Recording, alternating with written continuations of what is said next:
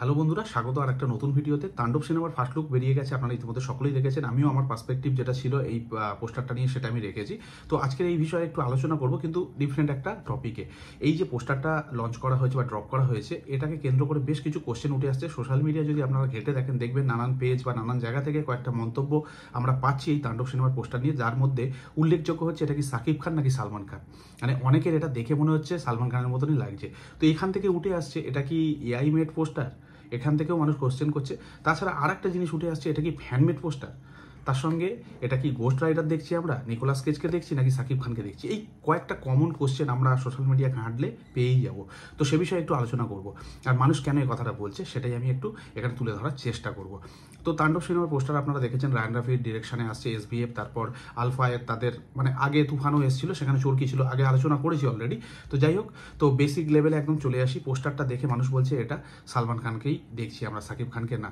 তো ব্যাপারটা হচ্ছে তার যে হেয়ার স্টাইলটা রয়েছে, যে কাটিংটা রয়েছে চুলে, সেটা দেখে অনেক ক্ষেত্রে সালমান খানের মতো লাগছে। বাট অ্যাকচুয়ালি তিনি তাণ্ডব করছেন, সেই অ্যাগ্রেশনে রয়েছেন, লুকটা ওইরকম রেখেছেন, হাতটা এমনভাবে রেখেছেন অনেকটা মনে হচ্ছে যে সালমান খানের মতন। তো এটা ফার্স্ট লুক অ্যান্ড ফিল মনে হচ্ছে সালমান খানের মতন। তারপরে একটু যদি আমরা খুঁটিয়ে দেখি তাহলে দেখবো এটা সাকিব খানই রয়েছে। তো এটা সাকিব খান। আর এখান থেকেই উঠে আসছে এআই এর তথ্যটা, যে মানুষ বলছে যে এটা এআই দিয়ে বানানো, মানে অ্যাপ্রোপ্রিয়েট হয়নি, ওই জন্য কিছুটা সালমান খানের মতো লাগছে, কিছুটা সাকিব খানের মতো লাগছে। তাদেরকে বলি না, এটা এআই মেড পোস্টার না, এটা ডিজাইন, ম্যানমেড ডিজাইন। এটা মেকার্সরা ডিজাইন করেছে। তো এটা কোনো এআই পোস্টার না, এটা ম্যানমেড পোস্টার, যেরকম আমি বললাম এটা মেকার্সরা বানিয়েছে। আর যেটা ফিল হচ্ছে আপনাদের, যে মাথাটা কেটে বসিয়ে দিয়েছে, এর জন্য এআই এর প্রয়োজন না। এখানে যদি ফটোশপে এডিট করা যায়, এটা অনায়াসে করা যায়। তো আমার মনে হয় মেকার্সরা একটা প্রফেশনাল ওয়ার্ল্ডে এসে এরকম কাজ করবে না। আর এটা কোনোভাবেই লাগছে না, যারা এই কথাটা বলছেন। মানে দেখতে ফার্স্ট, মানে যদি আপনি দেখছেন, দেখে মনে হবে যে এটা সালমান খান। বাট অনেক ক্ষেত্রে কিছু কিছু পার্সপেক্টিভে কিছু কিছু ক্যারেক্টার বা কিছু কিছু মানুষের মিল অন্য কারোর সঙ্গে আমরা পেয়ে থাকি। তো সেই জিনিসটা এখানে রিফ্লেকশন হচ্ছে। এটা জাস্ট একটা ইলিউশন, আর তার বাইরে কিছু না। তো এটা এআই মেড পোস্টার না। এবার আরেকটা জিনিস যেটা উঠে আসছে, খুব গুরুত্বপূর্ণ তথ্য, সেটা হচ্ছে এটা কি ফ্যানমেড পোস্টার। এই জিনিসটা নিয়ে কিন্তু আমি আমার রিভিউতে কথা বলেছি, কেন বলছে ফ্যানমেড পোস্টার।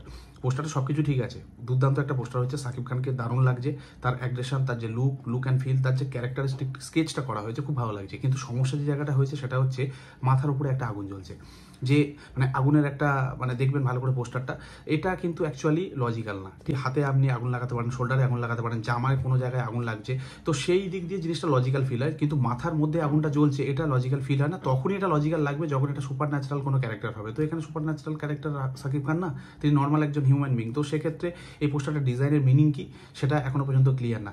এবার কিছু ক্ষেত্রে এই কথাটা উঠতে পারে যে হ্যাঁ, তার যে তাণ্ডব করার যে অ্যাগ্রেশনটা, তার প্রভাব যে কতটা আগুন লাগিয়ে দেবে, তার মধ্যে আগুন জ্বলছে, সেইটা দেখাবার জন্য করেছে।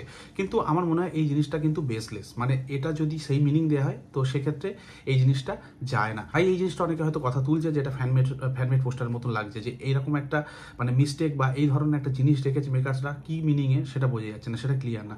তাই অনেকে বলছে এই ধরনের জিনিসগুলো ফ্যানমেড পোস্টার বা যারা এক্সপেরিমেন্টাল পোস্টার করে তাদের ক্ষেত্রে যায়, কিন্তু প্রফেশনালি যারা এই জিনিসটা করছে তাদের ক্ষেত্রে মানানসই হয় না। এবার আরেকটা জিনিস বলতে পারেন, কিছু মানুষও এখানে বলছে, দেখছি কমেন্ট দেখছি বা নানান জায়গায় ভিডিও করে বলছে যে এই আগুনটা লেগেছে কারণ তিনি আগুন লাগিয়ে আসছেন, তার থেকে আগুন লেগেছে।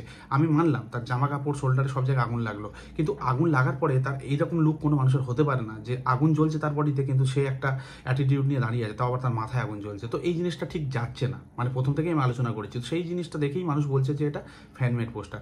এবার এখান থেকেই এই নিকোলাস কেজের যে গোস্ট রাইডারের তথ্যটা উঠে আসছে। দেখবেন নিকোলাস কেজের যে গোস্ট রাইডারের ক্যারেক্টারটা, তার স্কালের মধ্যে দিয়ে আগুন জ্বলছে, কারণ সে সুপার ন্যাচারাল, সে নর্মাল হিউম্যান বিং না। তো সাকিব খানের সেই সেম জিনিসটা এখানে দেখতে পাচ্ছি। তাহলে কি তিনি নর্মাল মানুষ না এখানে? তো এই জিনিসটা কি মেকার্সরা করতে চেয়েছেন? তার তাণ্ডবের যে ক্ষমতা, সেটা দেখা দেখে এমন কিছু একটা জিনিস দেখিয়ে ফেলেছে মানুষকে, মানুষ সেটা নিয়ে কথা বলছে এবং গোস্ট রাইডারের নিকোলাস কেজের সঙ্গে এখানে তুলনা করছে।